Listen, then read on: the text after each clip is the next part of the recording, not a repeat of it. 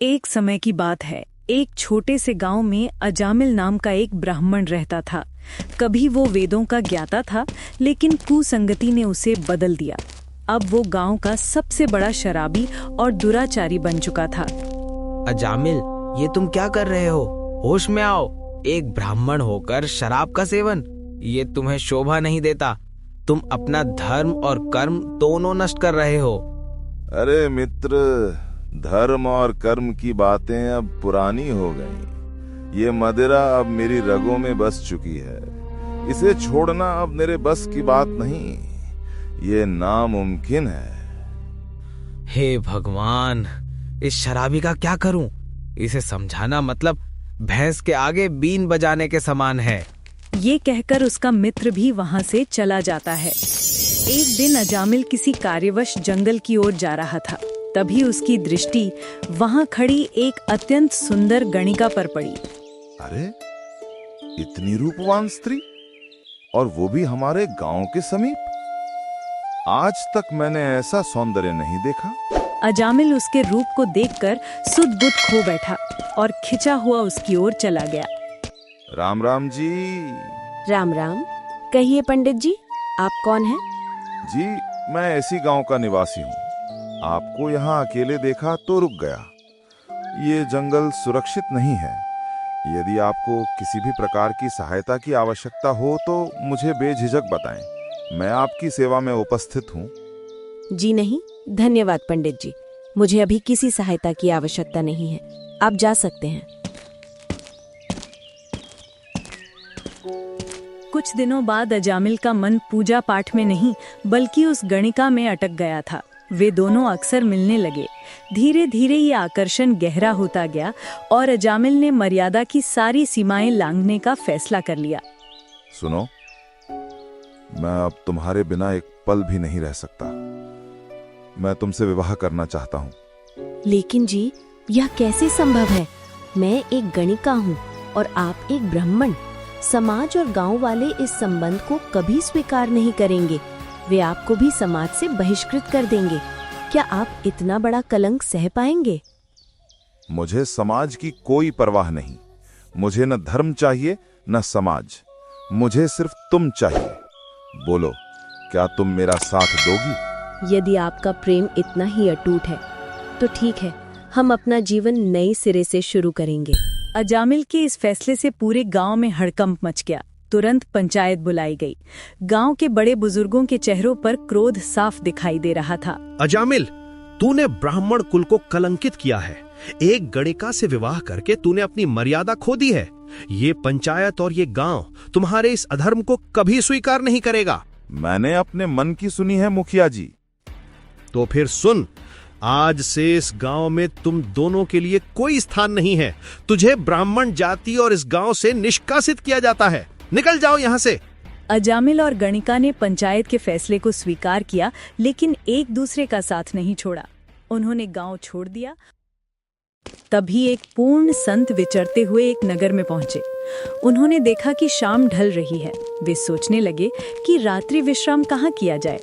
संत शांत और गंभीर मुद्रा में नगर की गलियों से आगे बढ़े। भाई, राम राम। मुझे आज की रात्रि यहाँ काटनी है। कृपा करके मुझे किसी ऐसे भक्त का घर बता दो जहाँ मेरा भक्ति का नियम न टूटे और मैं एकांत में साधना कर सकूं। यदि 2 रोटी भी मिल जाएं तो बड़ी कृपा होगी। अरे बाबा जी, साधु संतों का ठिकाना तो नगर के बाहर होता है, पर आप जैसा कह रहे हैं वैसा इंतजाम हम बता सकते हैं। हाँ भाई, बताओ। देखो महाराज, सामने जो रास्ता दिख रहा है उससे सीधे चले जाओ। नगर के बाहरी छोर पर एक बहुत बड़े भक्त का घर है। उनका पूरा परिवार बहुत धर्म कर्म वाला है। आप सीधे वहीं चले जाइए। धन्यवाद भाई। संत उन लोगों का धन्यवाद करके आगे बढ़ जाते हैं। अरे देख, बाबा जी सीधे उसी पापी अजामिल के घर जा रहे हैं। मजा आएगा। आज बाबा जी गलत जगह फंस गए। उनके जाते ही वे लोग जोर जोर से हंसने लगते हैं और जंगल में एक छोटी सी झोपड़ी बनाकर रहने लगे। समय बीतता गया। पाप और मोह के दलदल में धंसते हुए अजामिल ने अपना नया संसार बसा लिया था। संत जी चलते चलते उसी सुनसान और डरावने घर के सामने पहुंचे जो उन दुष्टों ने बताया था। ये घर अजामिल और उसकी पत्नी गणिका का था। अजामिल अत्यंत पापी और क्रूर व्यक्ति था। संयोग से उस समय अजामिल घर पर नहीं था, केवल गणिका थी। नारायण हरि, माई कोई है घर में? अंदर कमरे में गणिका थी। संत की आवाज सुनकर वो चौंक गई। अरे, हमारे दरवाजे पर साधु की आवाज। यहाँ तो लोग केवल ताने मारने आते हैं या बुरी नीयत से। आज यह भगनान का नाम लेने वाला कौन आ गया? गणिका बाहर आती है और संत के तेज को देखकर नतमस्तक हो जाती है। हे महात्मा, आज हमारे कौन से पुण्य उदय हुए हैं जो आपके चरण हमारे घर पड़े? आइए महाराज, भीतर पधारिए। गणिका संत को आदर से अंदर ले जाती है और चारपाई पर बिठाती है। लोग तो कह रहे थे कि ये घर ठीक नहीं, पर ये देवी तो बड़ी संस्कारवान लगती है। मैं सही जगह आ गया हूँ। महाराज, आप विश्राम करें। मैं आपके लिए जल और भोजन का प्रबंध करती हूँ। शाम का समय था। तभी अजामिल कंधे पर एक भारी लठ और उस पर लटका हुआ मरा हिरण लेकर नशे और गुस्से में झूमता हुआ घर पहुंचा।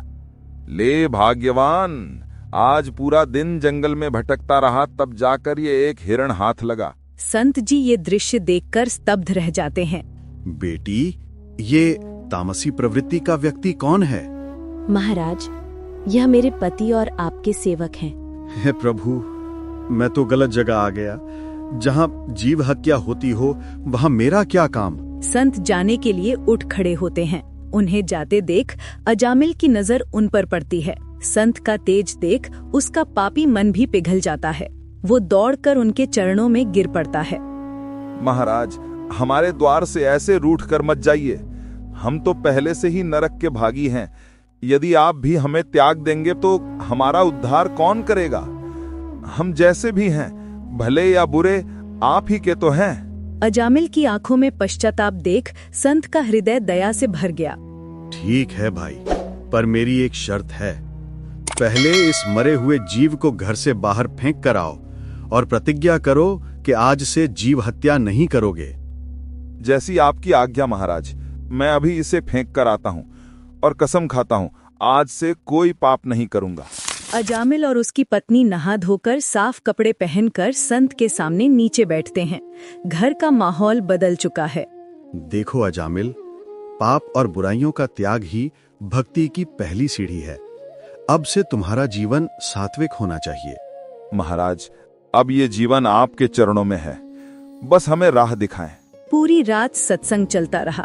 जिस घर में कलह और पाप का वास था, आज वहाँ ज्ञान की गंगा बह रही थी। सुबह होते ही संत ने उन्हें एक विशेष आज्ञा दी। भाई, अब तुम दोनों नाम दीक्षा ले लो। प्रभु का सिमरन ही तुम्हें बचाएगा। महाराज, सच कहूं तो मेरा मन बहुत मलिन है।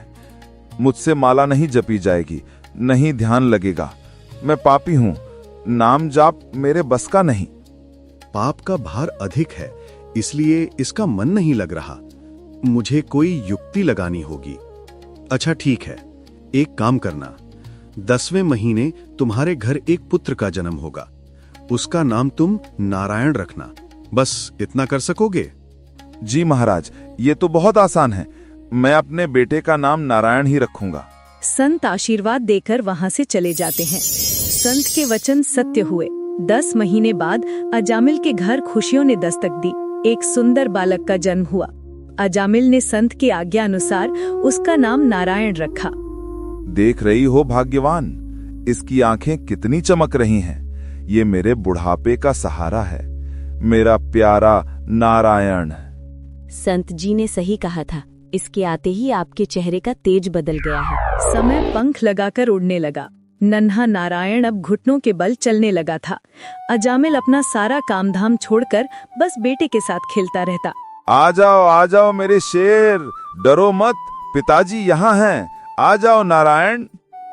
शाबाश, मेरा नारायण चलना सीख गया। देख भाग्यवान, मेरा नारायण मेरी तरफ दौड़ कर आया। अजामिल का मोह इतना बढ़ गया कि वो खुद खाना भूल जाता, पर नारायण को खिलाना नहीं भूलता था। एक दिन दोपहर का भोजन का समय था। ले बेटा, ये मीठी खीर खा ले।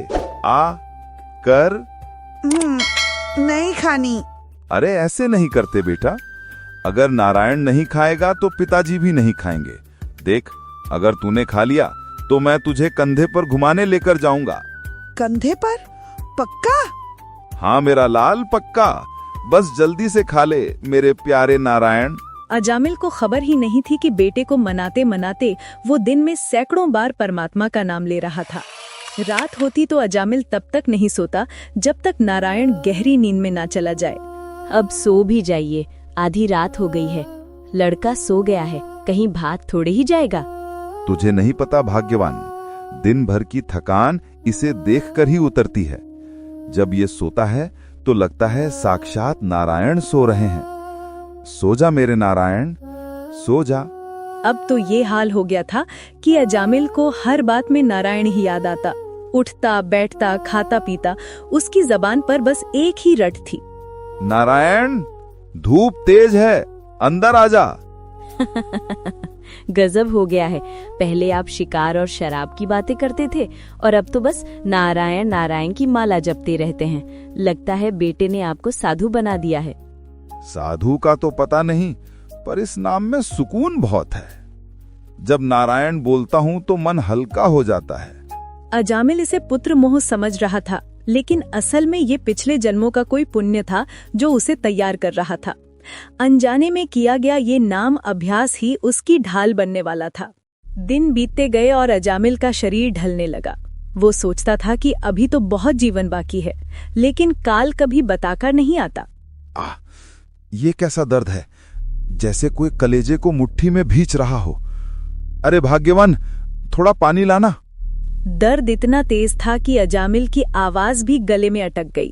क्या हुआ जी, आप पसीने से लथपथ क्यों हो रहे हैं?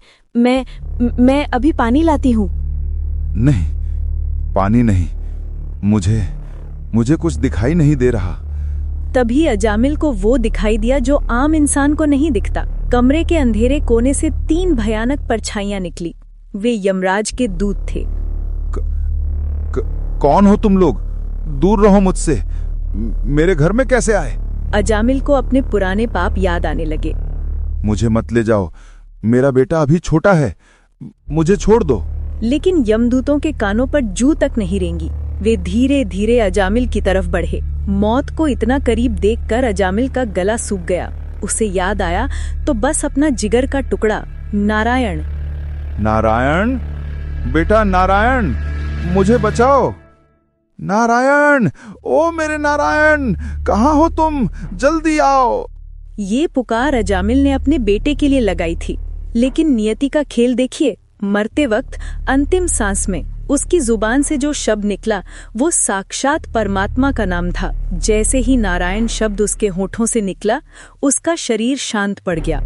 जी उठिए जी, पानी पी लीजिए जी।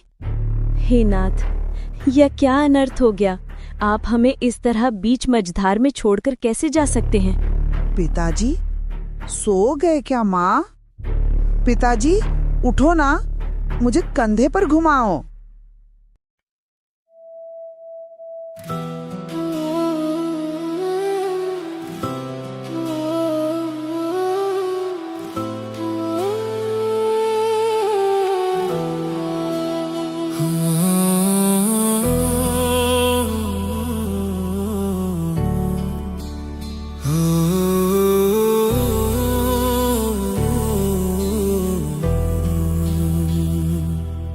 कभी पाप में डूबा था, कभी मद में चूर था।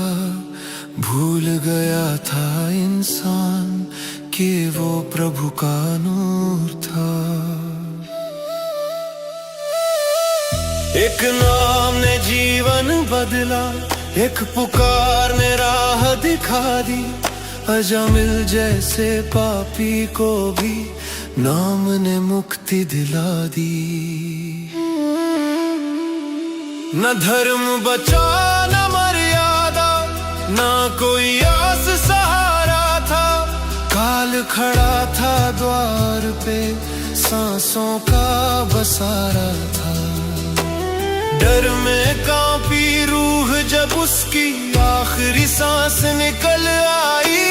बेटे को पुकारा उसने पर किस्मत मुस्कुराई।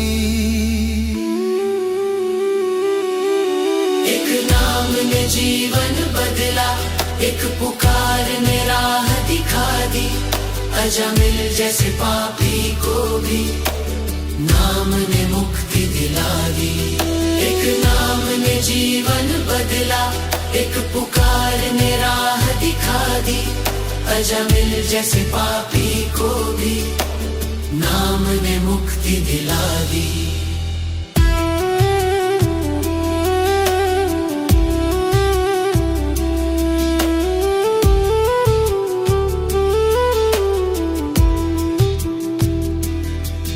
अनजाने में लिया जो नाम, वो नाम न साधारण था।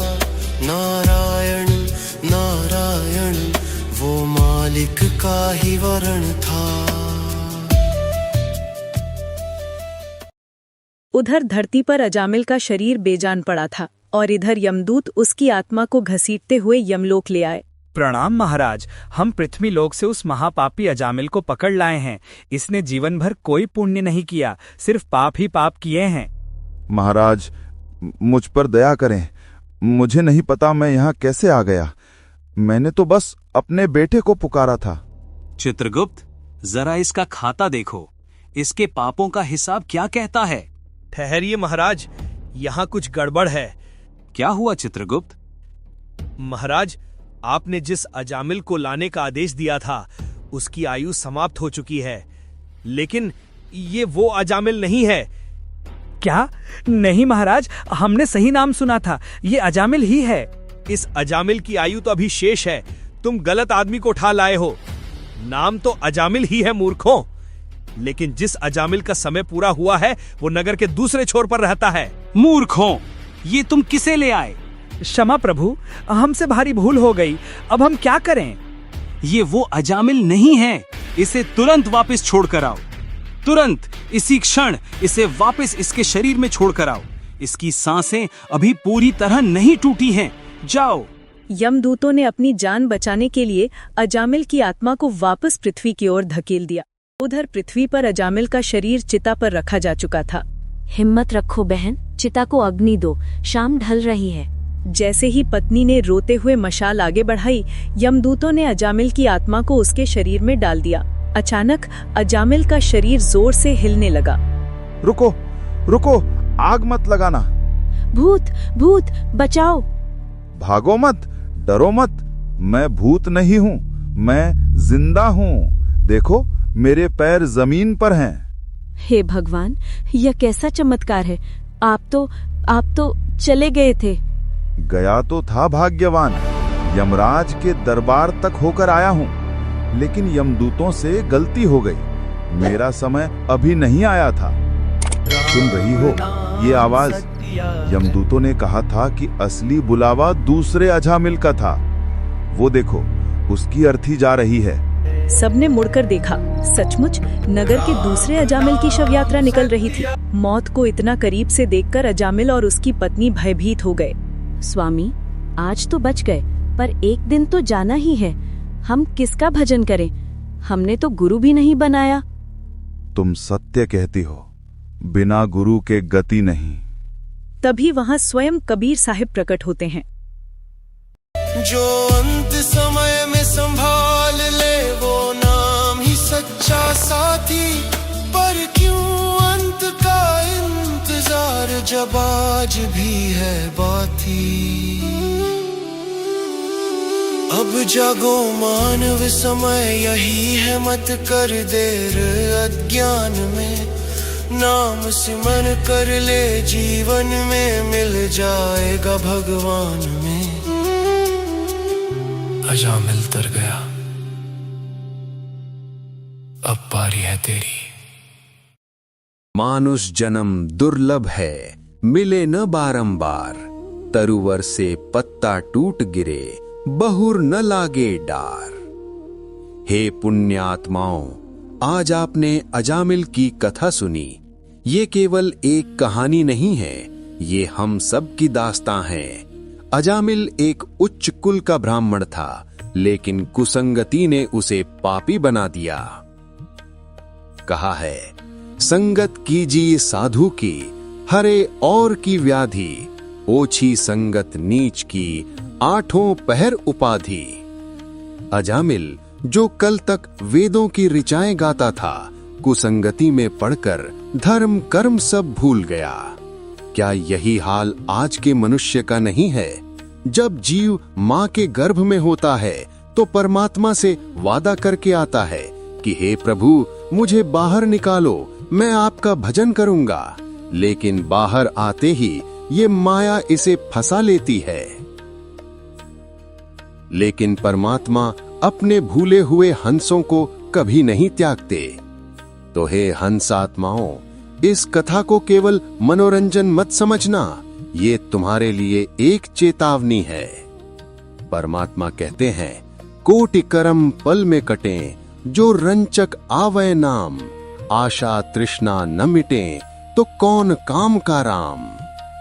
तुम्हारे करोड़ों जन्मों के पाप चाहे वो पर्वत के समान ऊंचे क्यों न हो, सद्गुरु द्वारा दिए गए सत्य नाम की एक चिंगारी से जलकर राख हो जाएंगे। तुम अजामिल की तरह अंत समय का इंतजार मत करना। इसलिए जब जागो तभी सवेरा, आज अभी इसी वक्त से उस मालिक के चरणों में लग जाओ।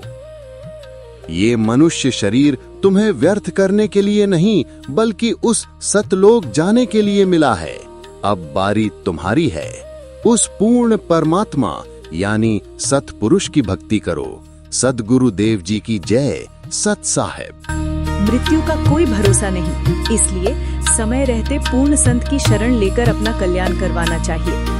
आज पूर्ण परमेश्वर हरियाणा की पावन धरती पर महान तत्वदर्शी संत रामपाल जी महाराज के रूप में अवतरित हुए हैं। ये समय आ गया है जब पवित्र शास्त्रों से प्रमाणित सच्ची भक्ति का ज्ञान पूरी मानवता को मुक्ति प्रदान करेगा। इस अमूल्य अवसर को हाथ से जाने न दें, यही सच्चे कल्याण का समय है। अजामिल का असली उद्धार किस कारण से हुआ? अपने बेटे के प्रति गहरे प्रेम से, अंतिम समय में अनजाने में नारायण नाम लेने से, यमदूतों की गलती से, जीवन के अंत में डर जाने से? कमेंट में सही विकल्प जरूर लिखें और बताइए, क्या केवल नाम काफी है या सतगुरु की शरण